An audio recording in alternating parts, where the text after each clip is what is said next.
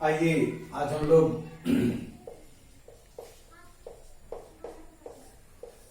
व्याकरण के शब्द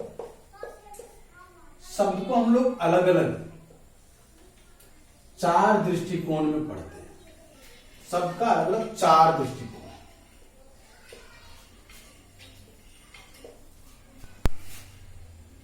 चार दृष्टिकोण से हम लोग पढ़ते हैं।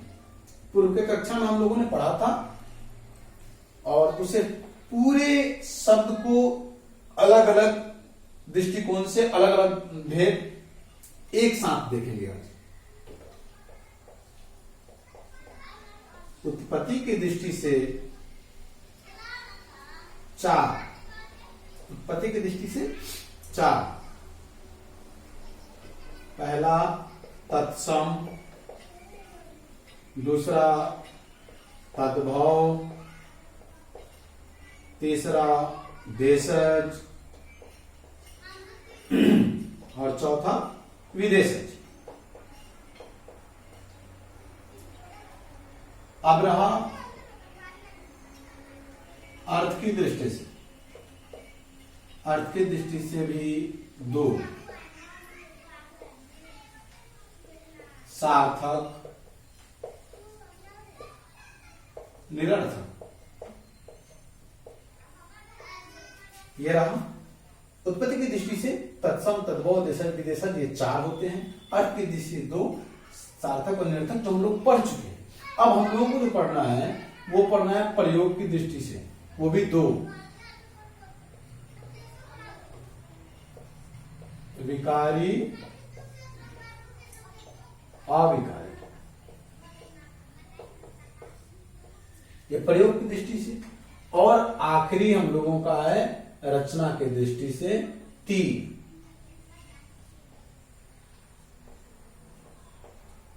रूढ़, यौगिक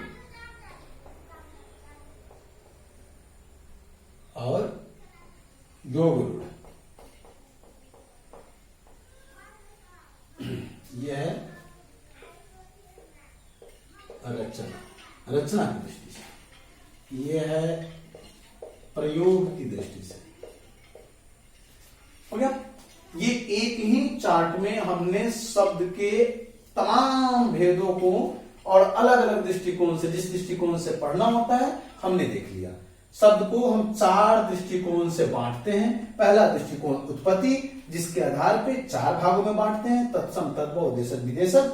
दूसरा शब्द का अर्थ की दृष्टि से सार्थक और निरर्थक। तीसरा प्रयोग की दृष्टि से विकारी, अविकारी। और चौथा रचना की दृष्टि से रूढ़, यौगिक, यौगिक। ये 3। इसमें हम लोगों ने उत्पत्ति की दृष्टि से पढ़ लिया है, अर्थ की दृष्टि से पढ़ लिया है। अब हम लोगों को आज पढ़ना है प्रयोग की दृष्टि से और रचना की दृष्टि से। प्रयोग की दृष्टि से 2 होते हैं। प्रयोग की दृष्टि से 2 इस प्रकार से।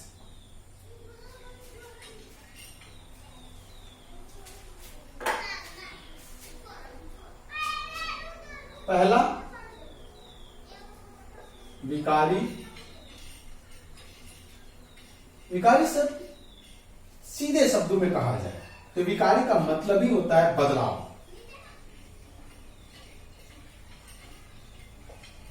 कुछ पल के लिए कह सकते हैं बदलाव ही विकारी है। तो विकारी वे शब्द जिसका बदलना ही नेचर हो। यूं कहा जाए तो विकारी शब्द का वह रूप है जो लिंग और वचन के अनुसार अपना रूप बदल देता हो। मतलब लिखेंगे जो लिंग वचन के अनुसार बदल जाता हो, विकारी कहते हैं।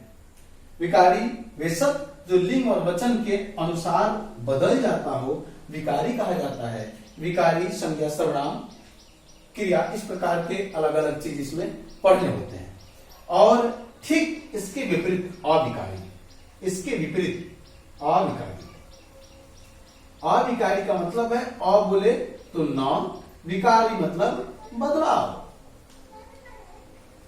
अब जहां बदलाव न हो, जहां बदलाव न हो वही अविकारी है और हम इसे अव्यय भी कहते हैं। अविकारी शब्दों को हम अव्यय भी कहते हैं। तो जहां बदलाव न हो अविकारी होता है। किसके आधार पे? तो लिंग और वचन के आधार पे बदलाव न हो। कह सकते हैं अविकारी वे शब्द जिसपे लिंग और वचन का कोई प्रभाव नहीं पड़ता कहते हैं। यूं कहा जाए तो जो शब्द लिंग और वचन के अनुसार अपना रूप नहीं बदलता है, जो बदल देता है विकारी, और जो रूप नहीं बदलता है, नहीं बदलता, वो अविकारी, अव्यय भी कहते हैं। विकारी वे शब्द जो लिंग और वचन के अनुसार अपना रूप बदल देता है।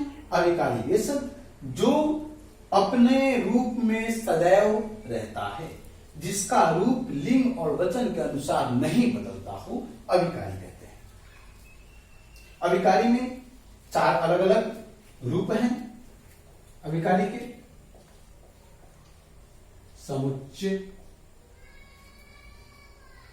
समुच्चय बोधक, दूसरा संबंध बोधक,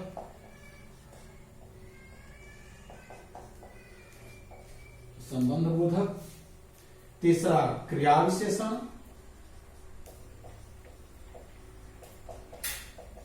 क्रिया विशेषण, और चौथा विस्मय सूचक, विस्मय सूचक। ये 4 अलग अलग नाम से हम पढ़ते हैं किसको? अविकारी को। विस्मय सूचक, संबंध बोधक, समुच्चय बोधक, क्रिया विशेषण।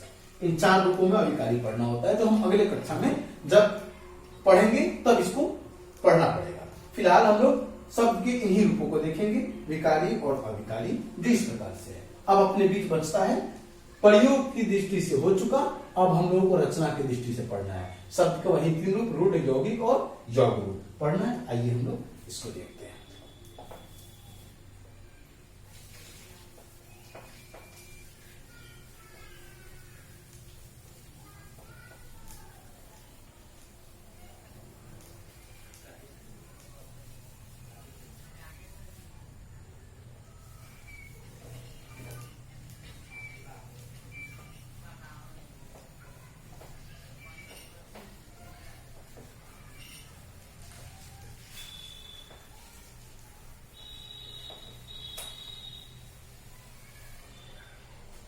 अब हम लोग पढ़ते हैं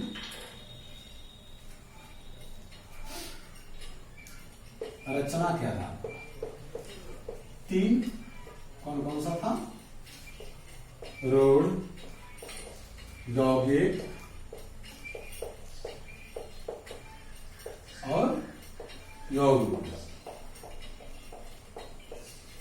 ये 3 अलग अलग रूप हम लोगों को रचना के आधार पर पढ़ना है। रूढ़ कहने शब्द से ही पता चलता है कि जिनकी उखड़ी हुई विचारधारा हो, उखड़ी हुई विचारधारा जिनमें रुखड़ापन हो, जो मिलने के बाद ही कुछ कर सकते हो, बिखर के कुछ नहीं कर सकते, रूढ़ होता है। जैसे कहा जाए तो रूढ़ शब्द का वह रूप है, रूढ़ शब्द का वह रूप जो टूटकर अर्थ नहीं देता हो, एकदम सहज, जो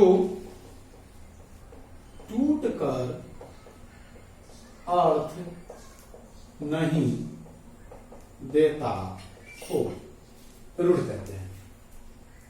वे सब जो टूटकर अर्थ नहीं देता हो, रूढ़ कहते हैं। दूसरे शब्दों में इसे परिभाषित करने के लिए हम कह सकते हैं कि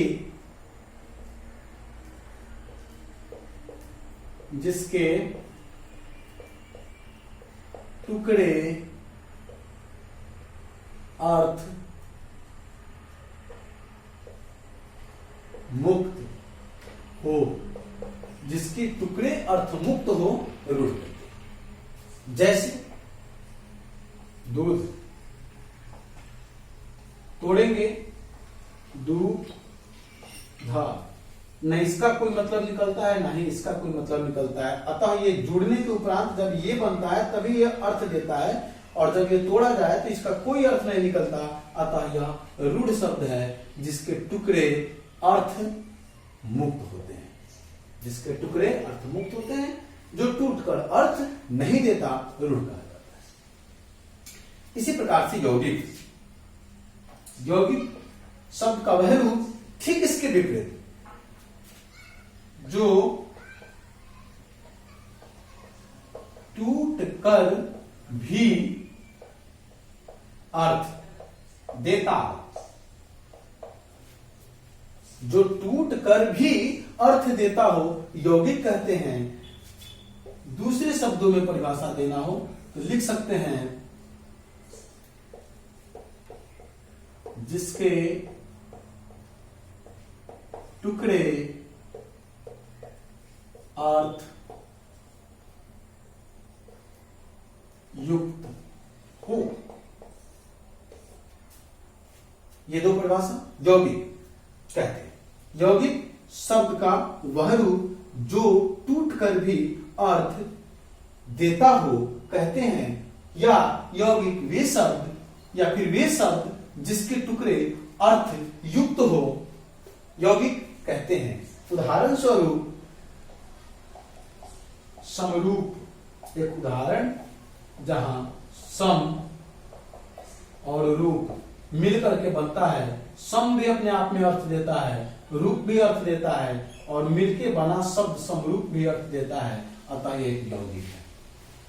जो टूट कर भी अर्थ देता है यौगिक है। जिनके टुकड़े अर्थ युक्त हो यौगिक है। अब आगे बढ़े। यौगरूढ़ बहुत सरल और सहज शब्दों में, यौगरूढ़ शब्द का वह रूप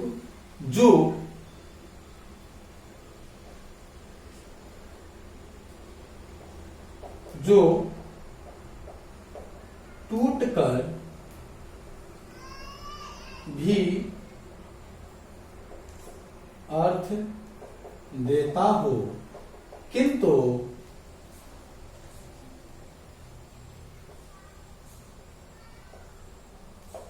जुड़कर विशेष अर्थ देता हो।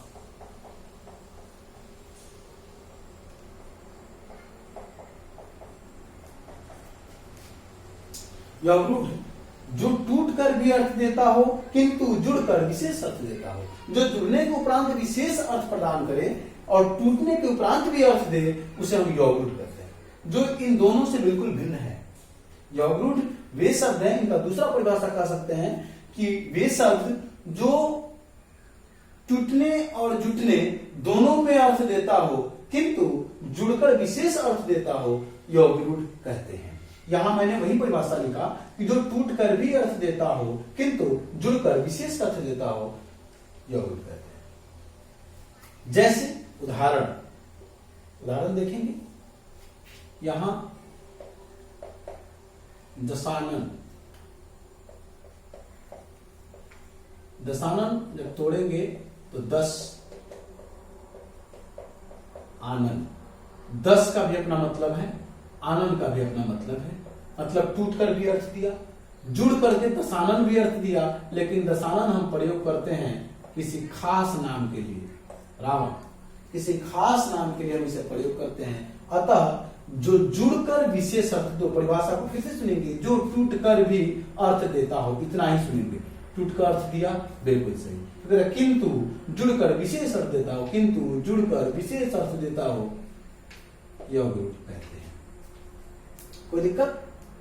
ये रचना की दृष्टि से 3 रूढ़, यौगिक, यौगिक। रचना की दृष्टि से हमें यही 3 रूप पढ़ना होता है।